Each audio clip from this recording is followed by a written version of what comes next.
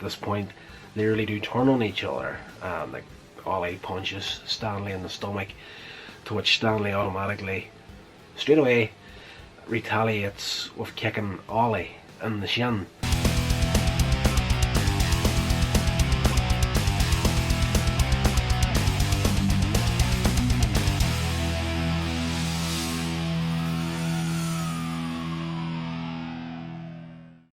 This one here is You're Darn Tootin from, what year was this made? 1928.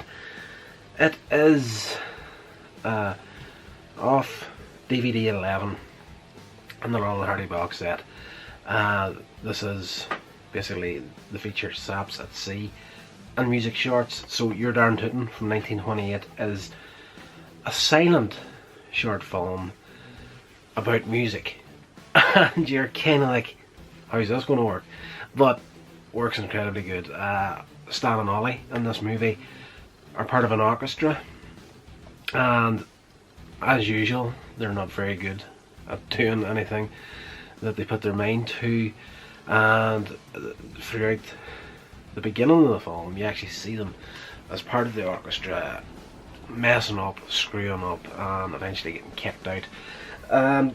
They go back home to the boarding house that they're staying at, and it's dinner time. All the guests are down getting something to eat. The landlady's there and she's giving them grief for being behind on their rent, at which point one of the children in the house actually drops Stan and Ollie in it that they've been sacked from their job at the orchestra. So they get kicked out of that. They end up on the street busking, trying to earn a living that way, and of course things aren't working out there either.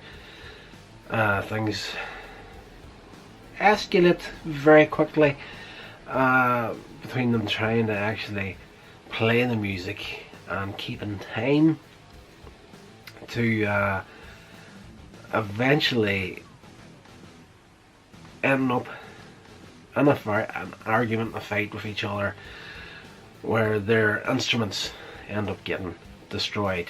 At this point they really do turn on each other. Like Ollie punches Stanley in the stomach, to which Stanley automatically, straight away, retaliates with kicking Ollie in the shin, and this escalates to members of the public getting involved in the dispute they're having.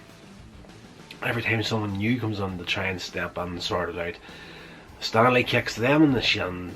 You eventually end up with like 20 people all dancing on one foot on the side of the street from getting kicked in the shins, and of course it escalates even further to some guy getting his trousers ripped right off his body.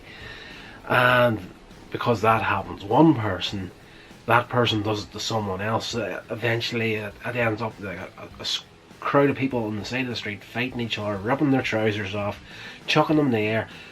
Complete slapstick nonsense, absolutely hilarious. And then it's only a matter of time before a policeman gets involved. So whenever that happens, Stanley automatically turns around, sees a guy still wearing his trousers or his pants, depending on which part of the world you're from, and automatically, without looking who it is, Stanley rips them off him, and it's a policeman, so he's like, freaks out.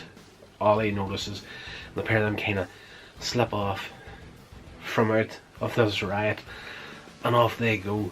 Then it cuts over to this like giant, there's no nice way of putting it, this big fat guy standing with just a shirt on, his trousers are missing, and he's like, I got robbed, which is the last scene.